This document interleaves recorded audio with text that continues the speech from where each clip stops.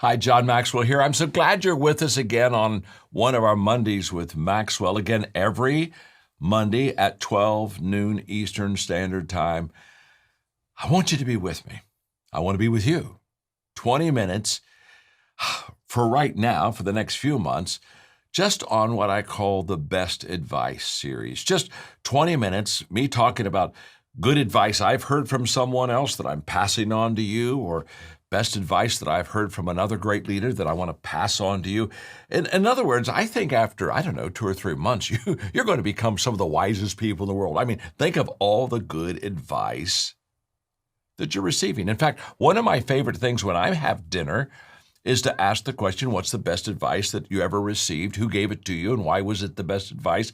And I love going around the table, hearing it, and I'm over there with my iPhone all the time, and I'm putting their responses down. I've done this dozens of times at dinners. I've never had a time where when I finished, didn't walk away with something that was absolutely life-changing and helpful to me.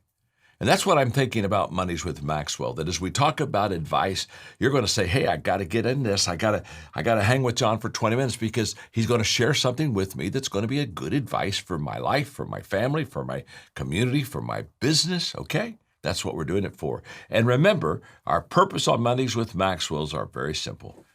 We want to, first of all, add value to you. Secondly, I want to brag just a little bit. If you'll just let me, I want to brag on my John Maxwell team and the members and my coaches because they are literally changing their world, and I'm so proud of them. And then thirdly, as a father, as a mentor, I want to come into your life and give you something that will not only help you, but a father always wants what's best for his or her children. And at my age, it could be grandchildren. And that's what I want for you. I want what's best for you. I want you to be able to stand on my shoulders. I want you to go higher than I've ever gone. I want you to go further than I've ever gone. And so as a review really quickly, in our first 2 weeks, I gave you some best advice. I talked to you the first week about always bring something to the table, and people need recognition, give it to them. And then we talked with Ed Bastian, and I shared with you that Ed said that during a difficult time, he thought the most important quality in a leader's life is humility. And then he said humility allows us to be marked in a meaningful, useful, purposeful way. So today I'm going back to some advice that I would share with you that I've got from others that I hope will be very helpful to you. I think it will be. But before I do that, I'm often asked, what are the qualities I look for when I mentor someone?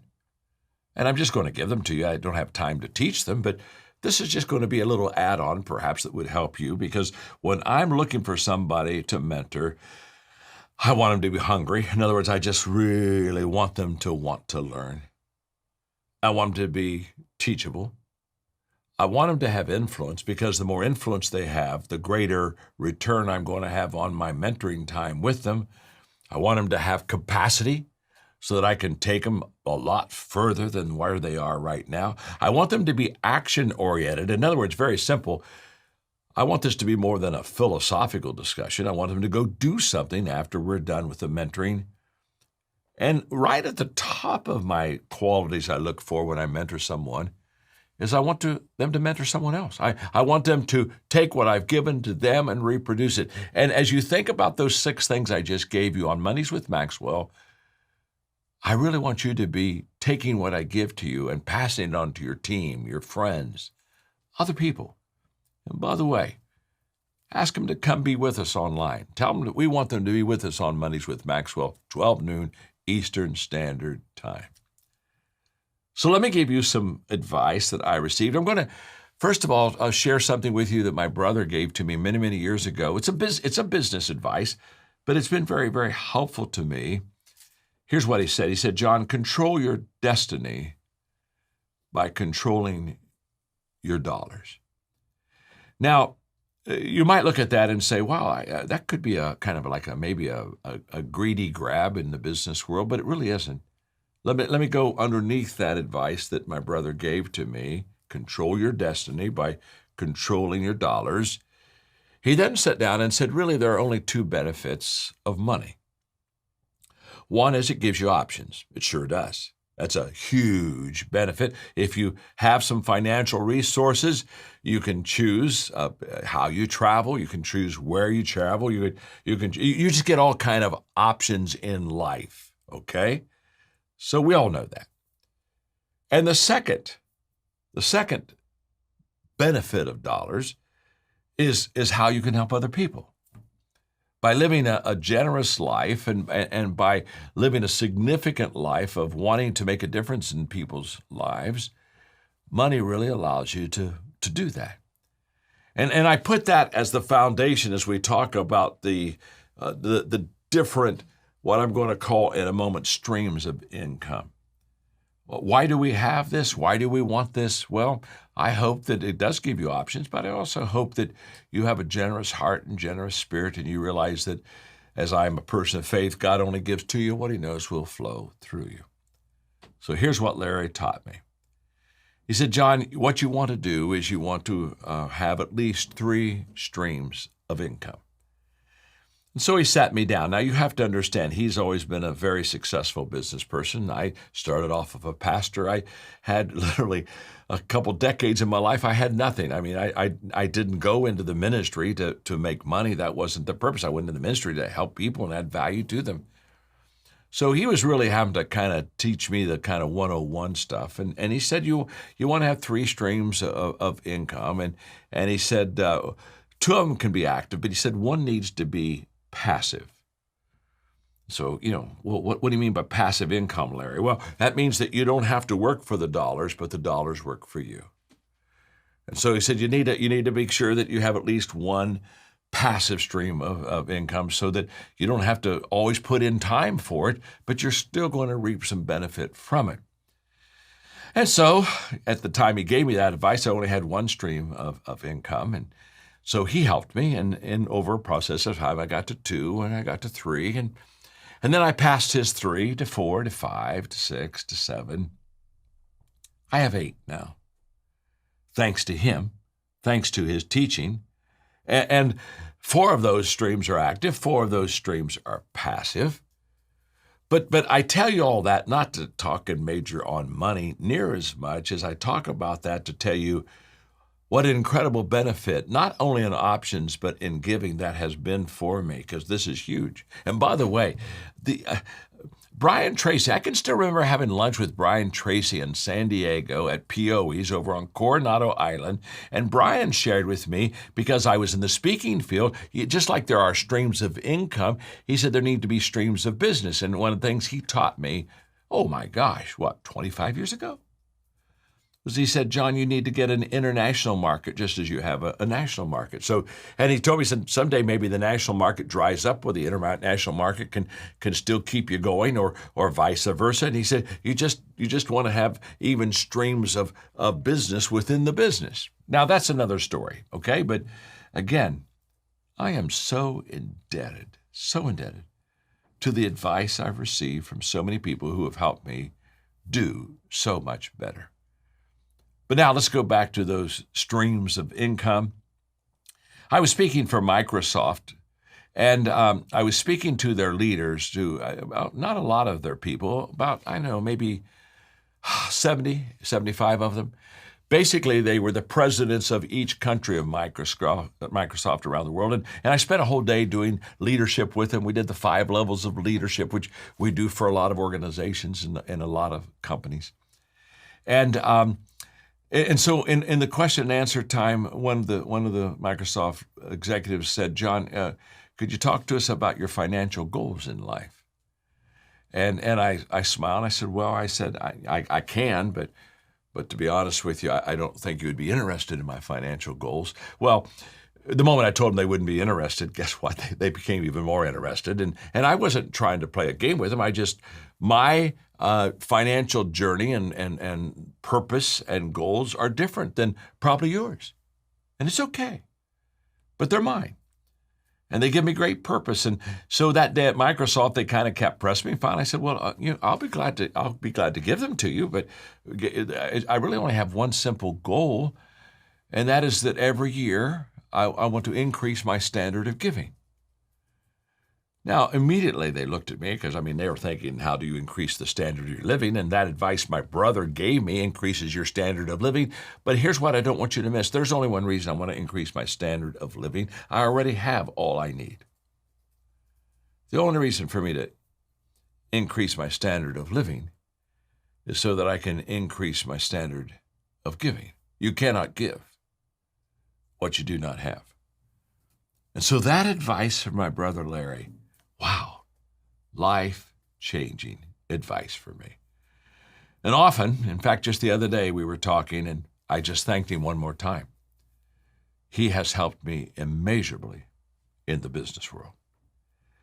Now, the advice I want to give you today on this lesson, the second one is okay, when I started writing books, I wasn't good writing books. I really wasn't. I only wrote books not because I wanted to write books. I wrote books because I wanted to increase my influence beyond my personal touch. That was my only, and still is basically my only desire to write books. I want to reach more people. I want to help people like you.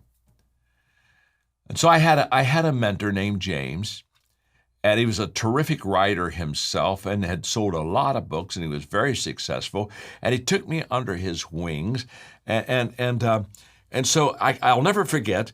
About, I think it was either my fifth or sixth book, came off the press. I got the first one, and I flew out to Colorado where he lived, and I had dinner with he and his wife, the three of us.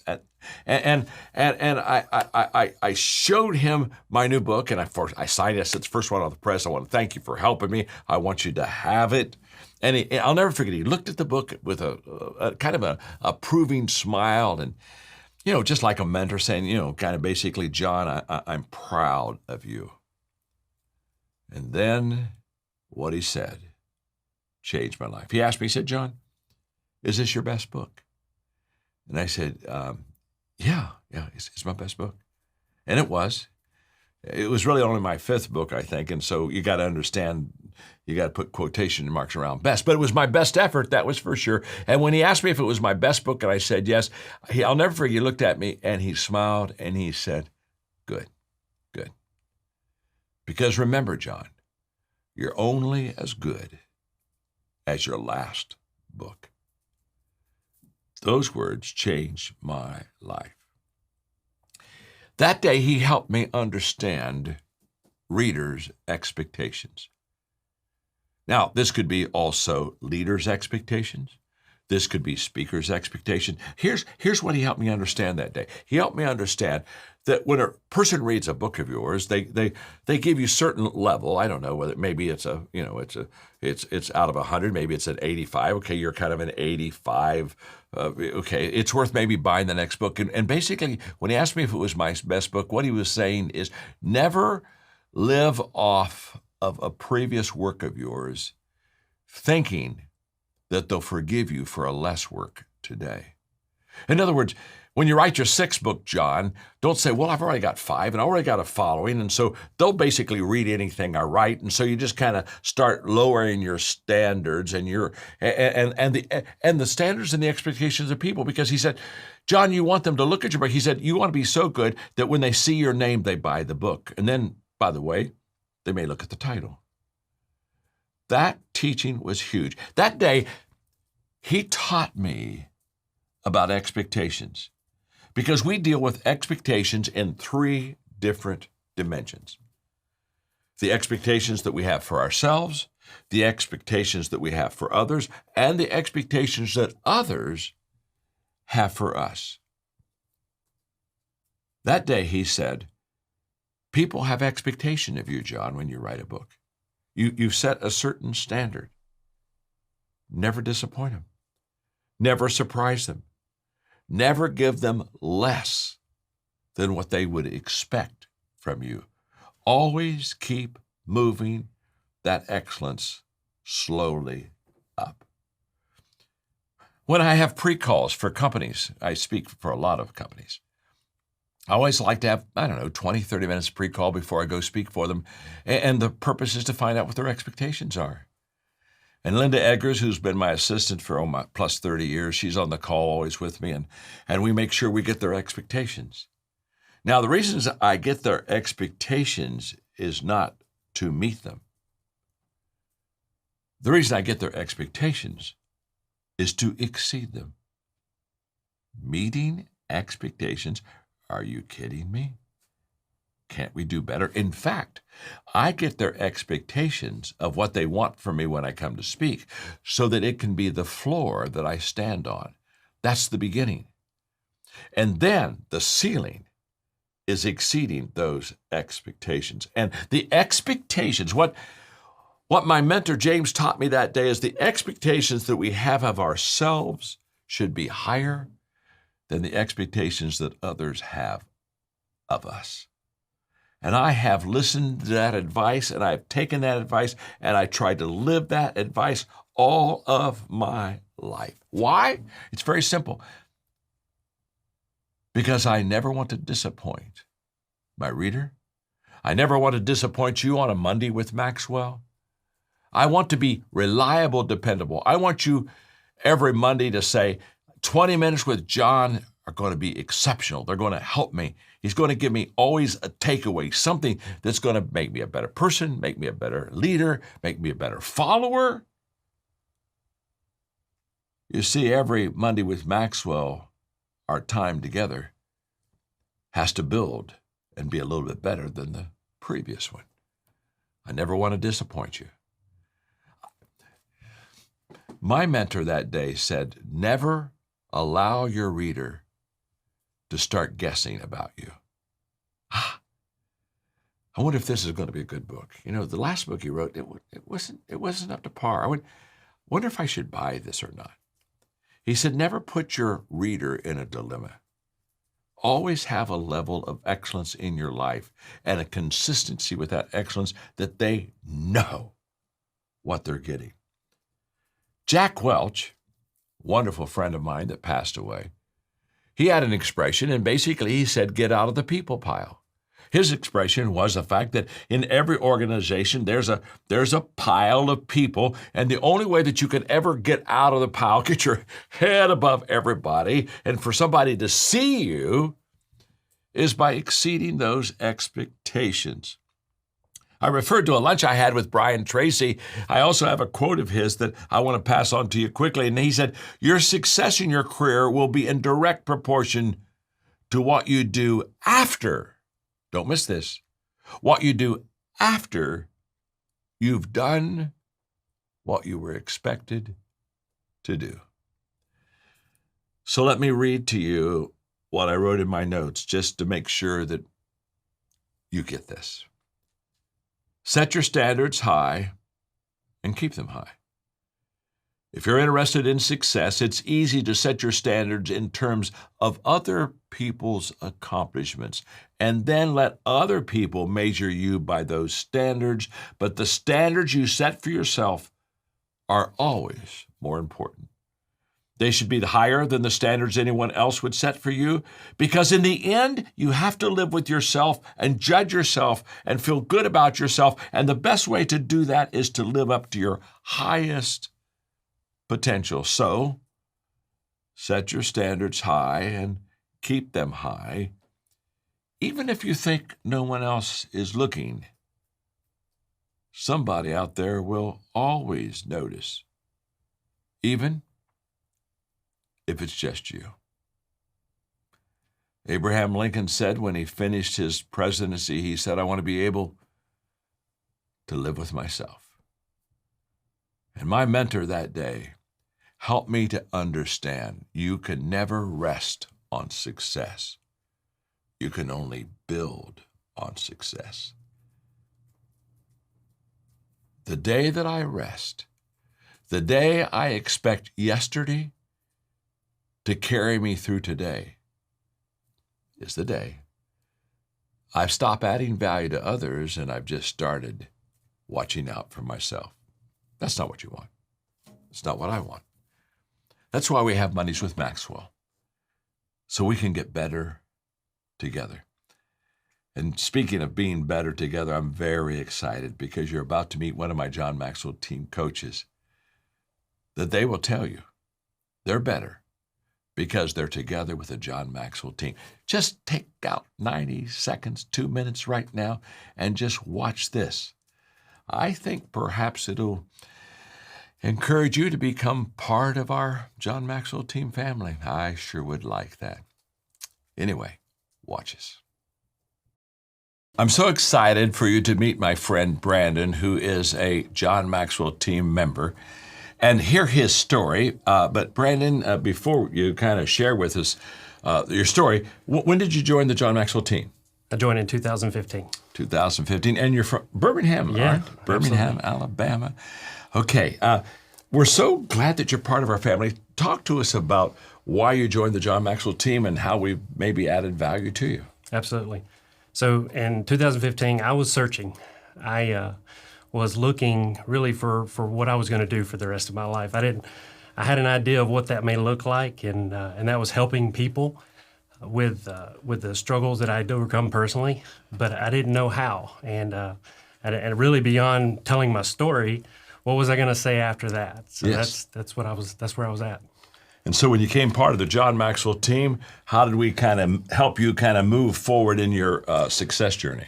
Yeah, absolutely. So the John Maxwell team gave me access to transformational content, your life-changing content that's had a tremendous influence on my life since I started in business at 21. So I was able to take that content and also learn how to be a coach, how to be a world-class speaker, and how to grow that business. And so it was life-changing.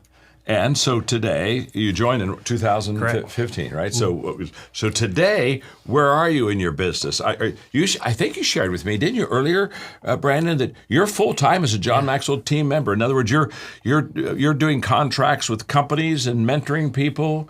How's it going? Yeah, it's great. It's fantastic. It's living the dream, as I call it, doing something I love to do, making a difference.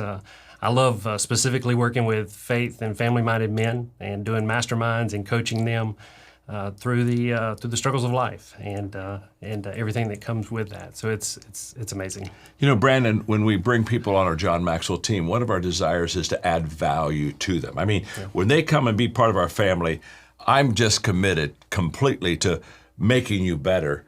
And so Brandon shared with me, I hope you don't mind if I share this, but he shared with me, he's a full-time John Maxwell team member now, has always done really well in life and in business, but just as a John Maxwell team member, he's making right now 6 figures. And he's just making a good business and is continually growing. And so if you would like to kind of, be your own boss, be an entrepreneur, take and make life better for other people, if you'd like to add value to them, join Brandon and join the rest of us on our John Maxwell team. We'd love to have you. If you want to learn how you too can join John's team of difference makers, go to mondayswithmaxwell.com.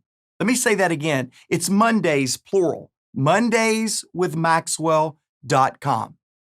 Let us know how you saw Mondays with Maxwell and how you want to make a difference. Thank you again for watching today. We'll see you next week for another episode of Mondays with Maxwell.